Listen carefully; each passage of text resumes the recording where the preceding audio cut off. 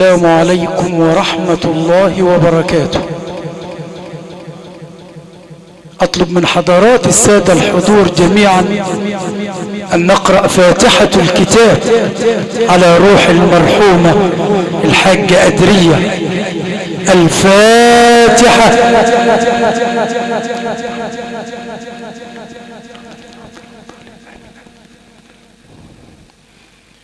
بسم الله الرحمن الرحيم. كل نفس ذائقة الموت وإنما توفون أجوركم يوم القيامة فمن زحزح عن النار وأدخل الجنة فقد فاز وما الحياة الدنيا إلا متاع الغرور. الأخ الكريم، هذه هي الدنيا، من بدأ انتهى ومن عاش مات. ولقد خاطب رب العزة حبيبه صلى الله عليه وسلم في قرآنه قائلا له: إنك ميت وإنهم ميتون.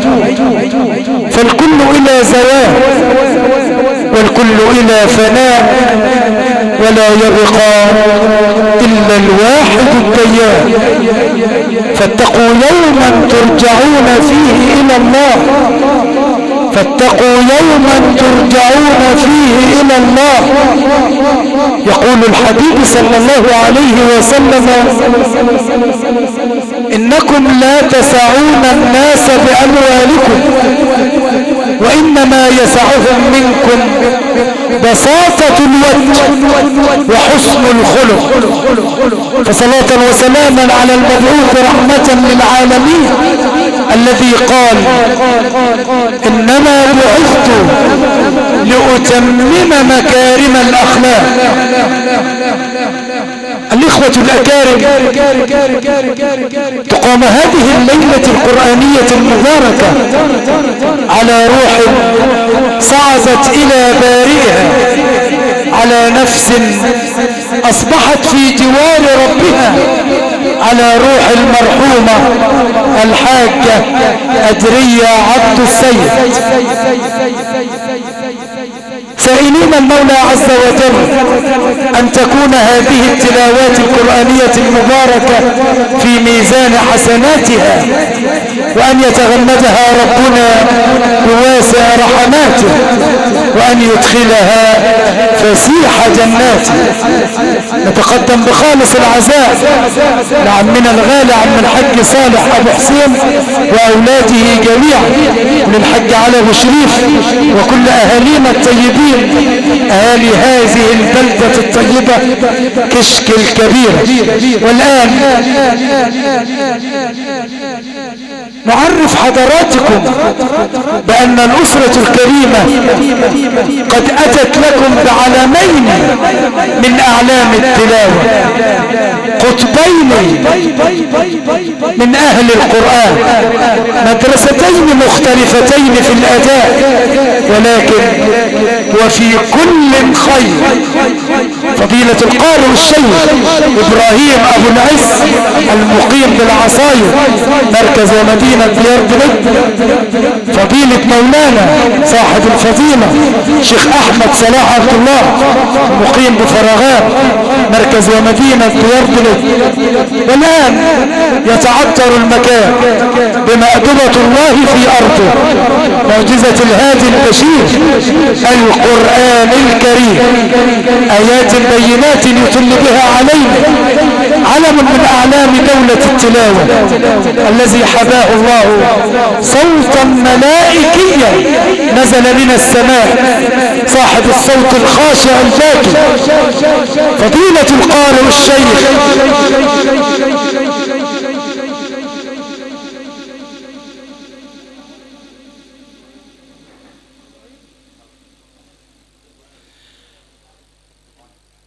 ندعو فضيلة الشيخ إبراهيم أبو العز لكي يعتلي دكة التلاوة.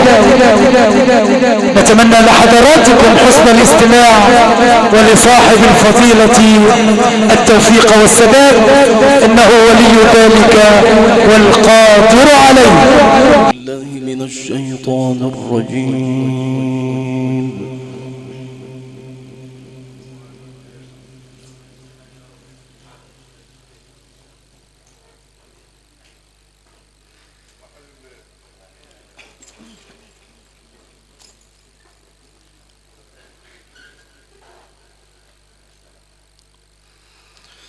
بسم الله الرحمن الرحيم.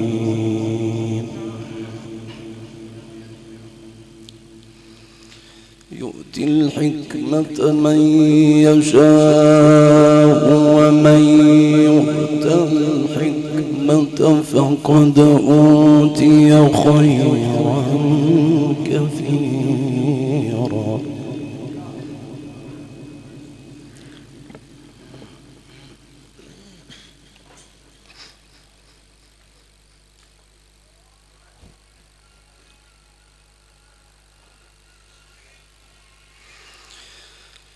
وما يذكر إلا أولو الألباب.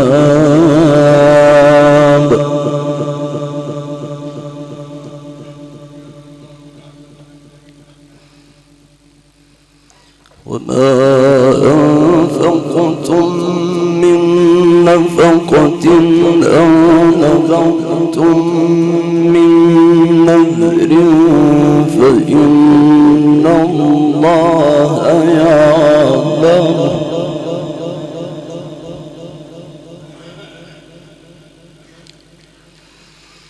فإن الله يعلم وما للظالمين من أنصار.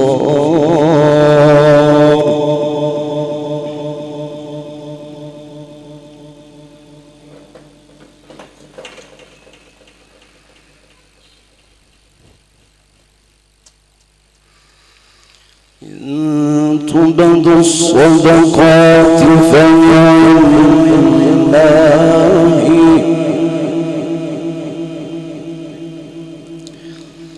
وإن تخفوها وتؤتوها الفقراء فهو خير لكم ويكفر عنكم من سيئاتكم والله بما تعملون خبير. يؤتي الحكمة من يشاء ومن يؤت الحكمة فقد أوتي خيرا كثيرا.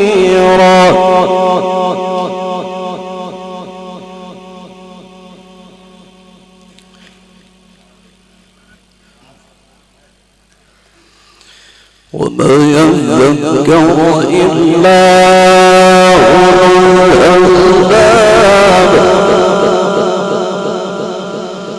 وما أنفقتم من نفقة أو نذرتم من نذر فإن الله يعلم.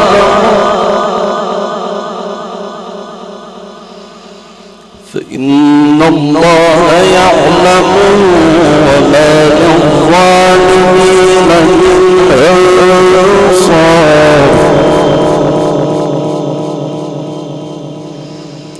إن تبدوا الصدقات فنعما هي.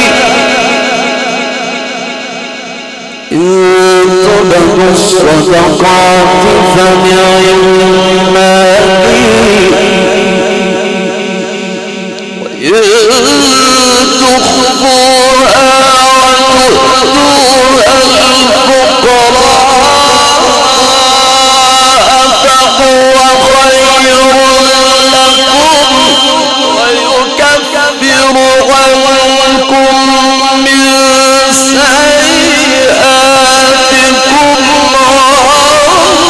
والله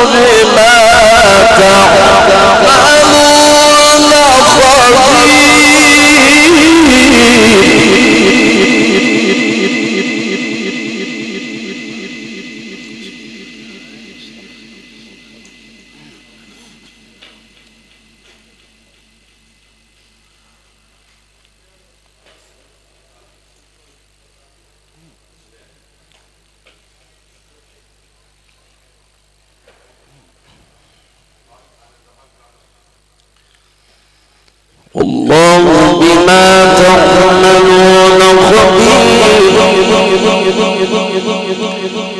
ليس عليك هداهم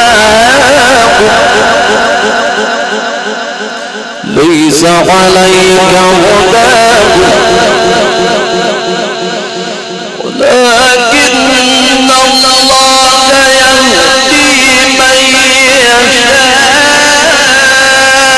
وما تنفقوا من خير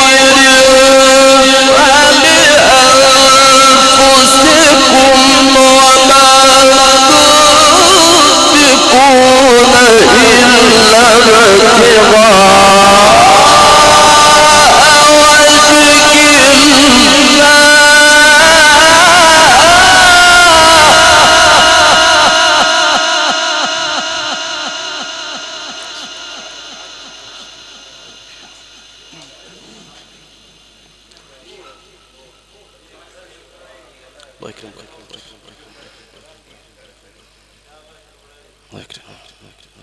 الله بما تعملون خبير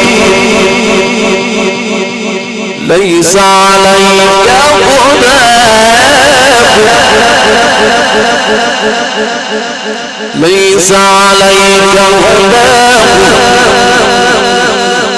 ولكن الله يهدي من يشاء وما تنفقوا من خير فلأنفسكم وما تنفقون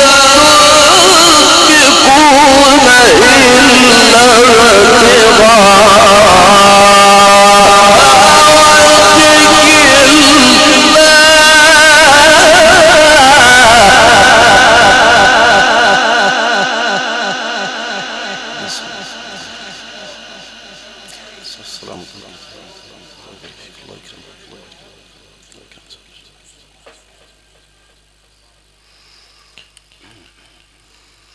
وما تنفقوا من خير يوفى إليكم وأنتم لا تظلمون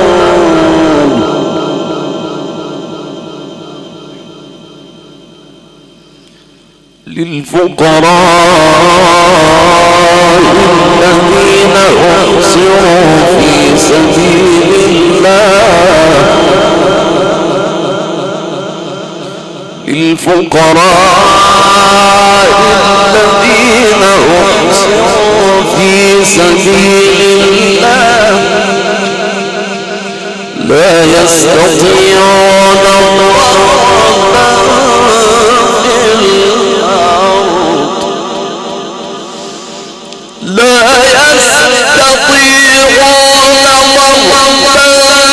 في الأرض يحسبهم الجاهل أغنياء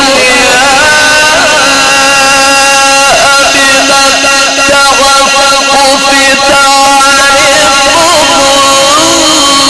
بسيماهم لا يسألون الناس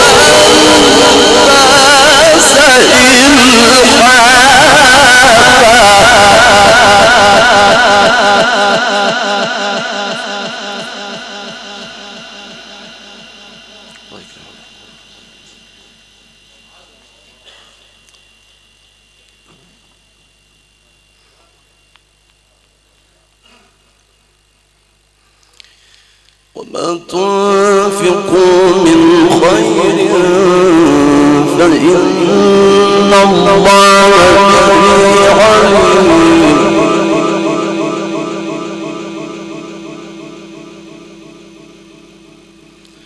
ليس عليك هداهم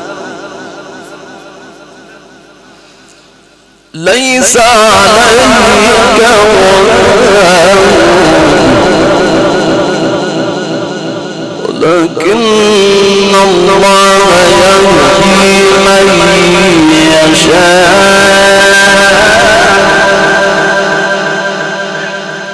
ليس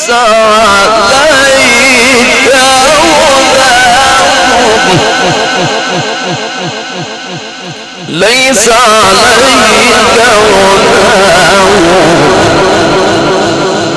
ولكن الله يهدي من يشاء وما تنفقوا من خير فلأنفسكم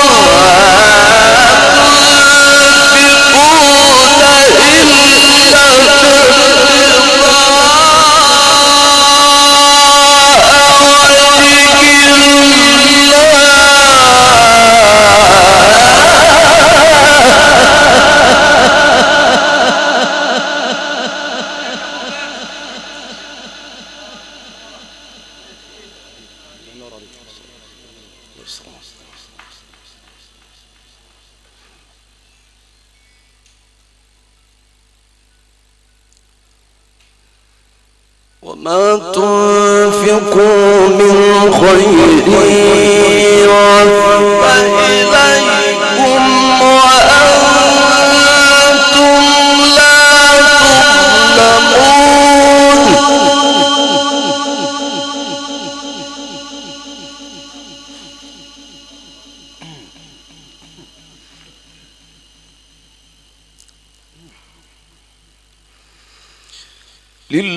للفقراء الذين أحصروا في سبيل الله لا يستطيعون ضربا في الأرض لا يستطيعون ضربا في الأرض لا يستطيعون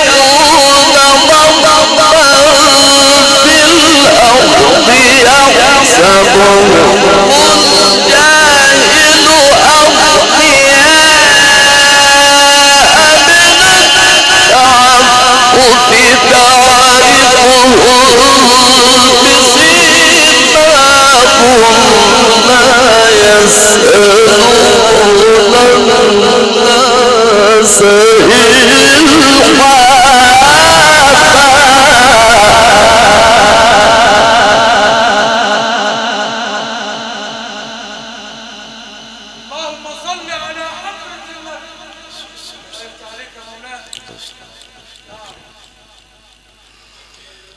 لا يسألون الناس إلحافا وما تنفقوا من خير فإن الله به عليم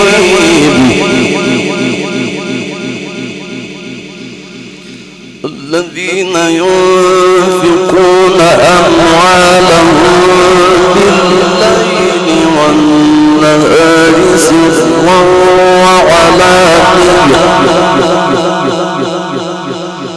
سرا وعلانية فلهم أجرهم عند ربهم ولا خوف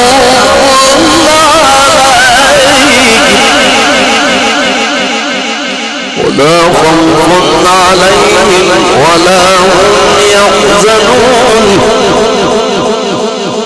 الذين ينفقون أموالهم بالليل والنهار سرا وعلانية فلهم أجرهم عند ربهم ولا خوف عليهم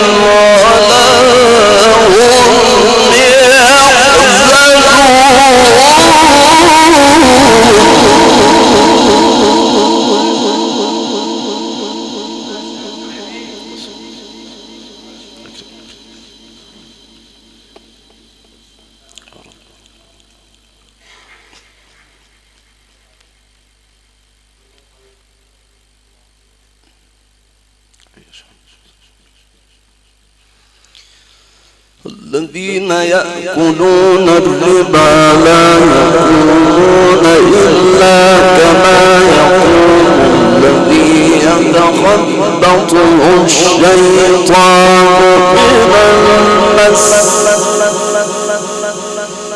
ذلك بأنهم قالوا إنما البيع مثل الربا وأحل الله البيع وحرم الربا وأحل الله البيع وحرم الربا وأحل الله البيع وحرم الربا فمن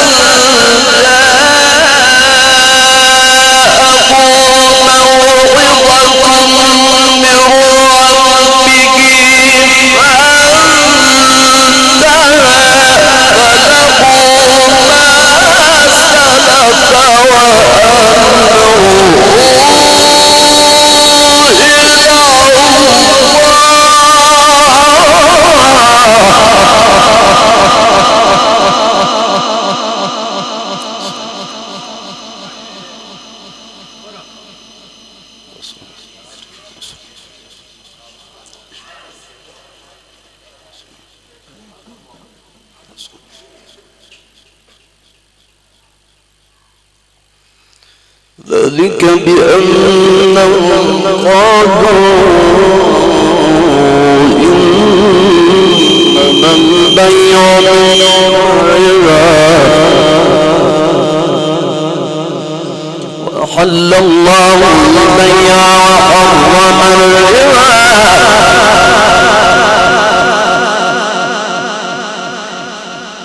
وأحل الله البيع وحرم الربا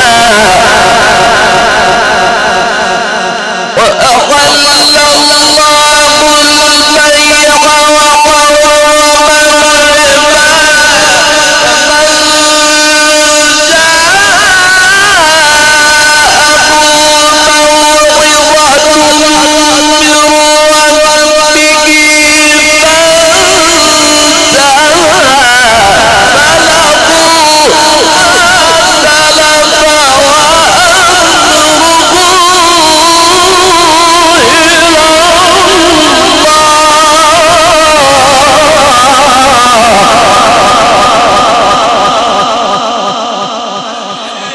صدق الله العظيم.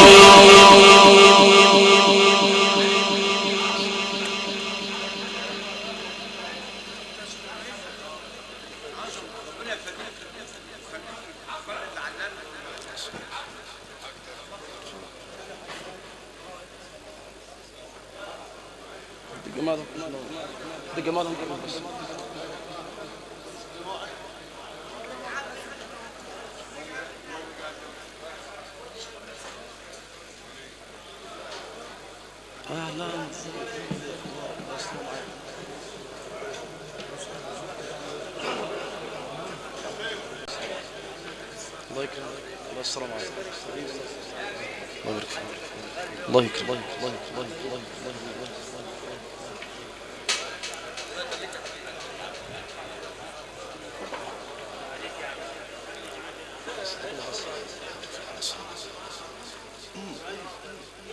الله يستر معك.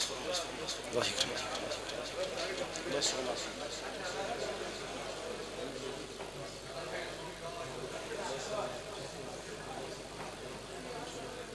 الله يستر معك. الله يكرمك.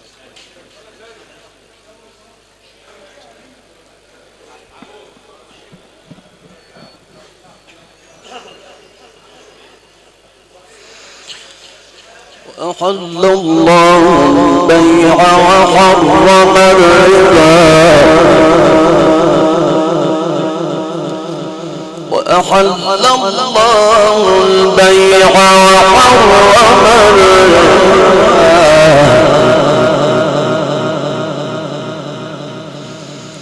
وأحل الله البيع وحرم الربا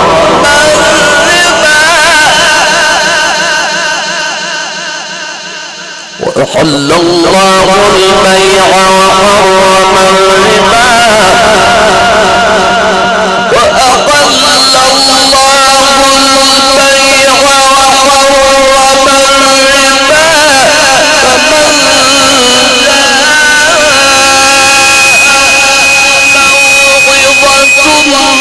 موعظة من ربه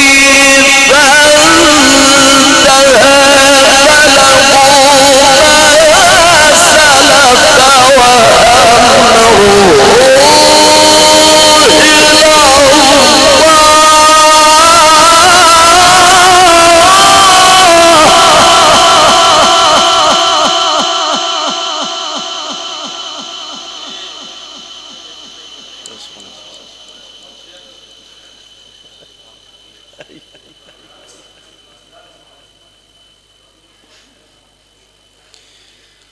ومن عاد فأولئك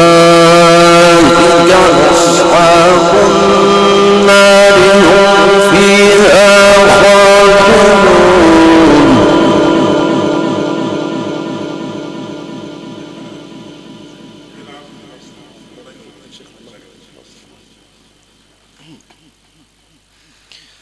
يمحق الله الربا ويربي الصدقات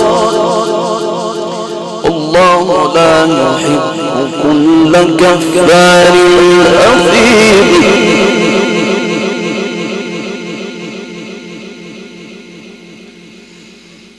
إن الذين آمنوا وعملوا الصالحات وأقاموا الصلاة وآتوا الزكاة لهم أجرهم عند ربهم ولا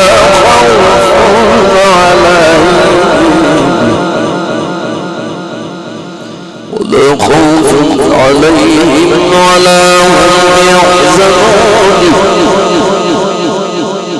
يا أيها الذين آمنوا اتقوا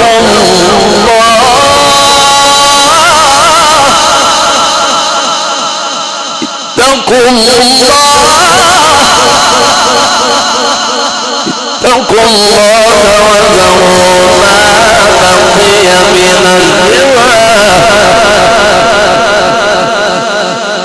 يا أيها الذين آمنوا اتقوا الله وذروا ما بقي من الربا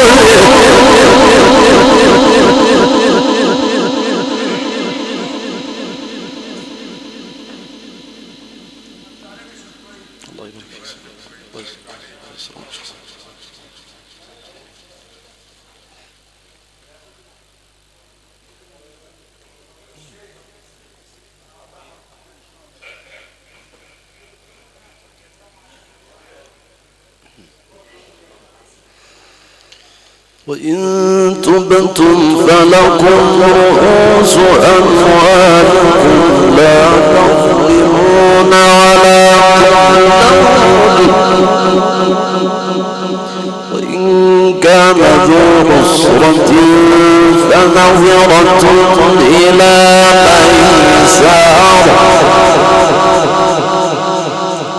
فنظرة إلى ميسرة وأن تصدقوا خير لكم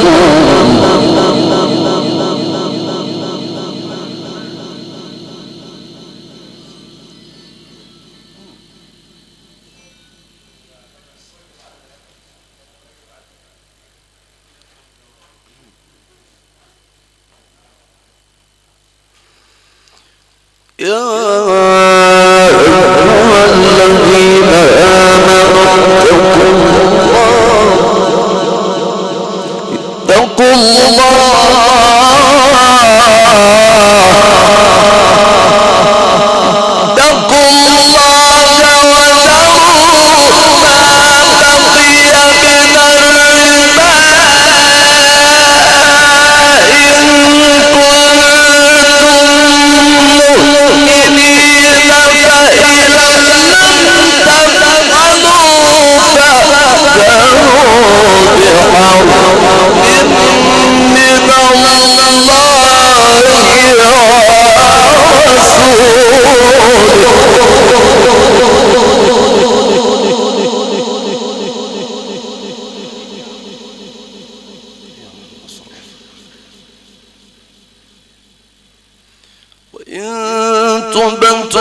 فلكم رؤوس أموالكم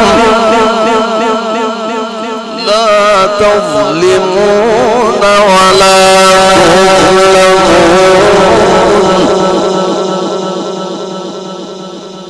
وإن كان ذو عسرة فنظرة إلى ميسرة وإن كان ذو عسرة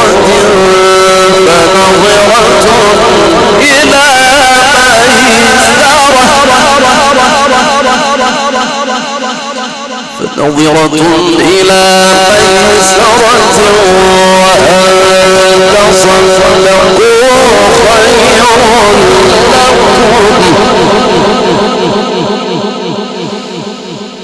فنظرة إلى ميسرة وأن تصدقوا خير لكم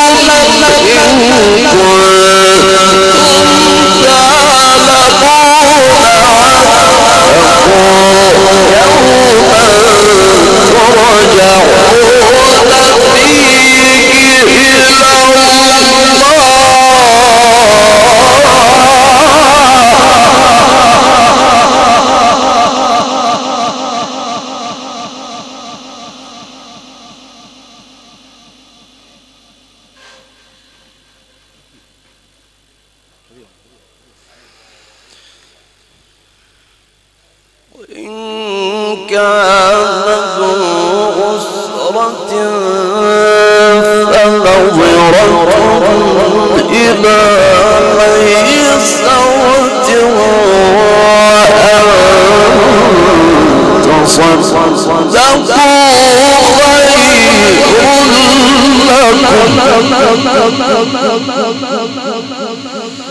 وأن تصدقوا خير لكم إن كنتم تعلمون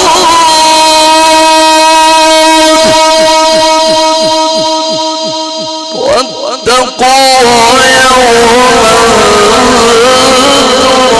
ترجعون فيه إلى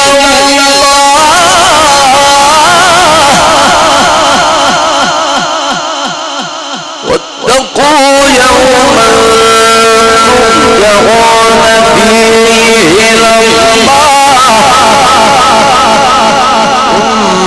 ثم توفى كل نفس ما كسبت وهم لا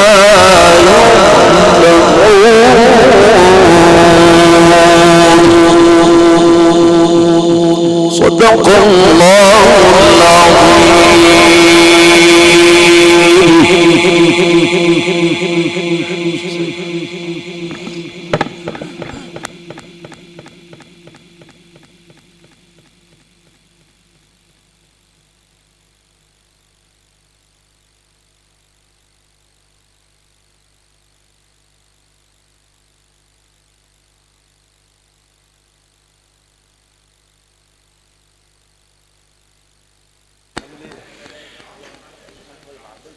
صدق الله العظيم وبلغ رسوله الكريم ونحن على ذلك من الشاهدين. هكذا أيها الإخوة الأكارم عشنا واستمعنا واستمتعنا بآيات بينات من إحدى الزهروين سورة البقرة تلا على مسامع حضراتكم ذلكم العلم القرآني الإذاعي فضيلة القارئ الشيخ إبراهيم أبو العز المقرئ المقيم بالعصاير مركز ومدينة دياربلد. أشكر باسمكم الهندسة الصوتية صاحبها الحاج حمادة سلام المقيم برهمتوش والقائم على تنظيم الحفلات الرئيس احمد الجوكر. الفراشة يحدث قصور الضيافة واكبر محطات الديزل حج محمد لطفي. الانارة اولاد سعفان احمد الجوكر. الخدمة الفندقية المتميزة بعد العشاء بمشيئة الله وتوفيقه الفرسان. أذكر حضراتكم بأن هذه الليلة القرآنية المباركة ترفع على أحدث مواقع التواصل الاجتماعي مهندس أحمد الكردي. أذكر حضراتكم بأن هذه الليلة القرآنية المباركة تقام على روح المرحومة الحاجة أجرية عبد السيد. ولقد جئنا بدعوة كريمة للمشاركة من السادة الأفاضل الحاج صالح أبو حسين، معلم أشرف صالح، الحاج ياسر صالح، كابتن فوزي صالح، معلم شكري صالح، الحاج فتحي أبو حسين، وكل عائلات أبو حسين، الحاج علي أبو شريف، وكل أهالينا الطيبين، أهالي هذه البلدة الطيبة كشك الكبير، الإخوة الأكارم. ألا إن أولياء الله لا خوف عليهم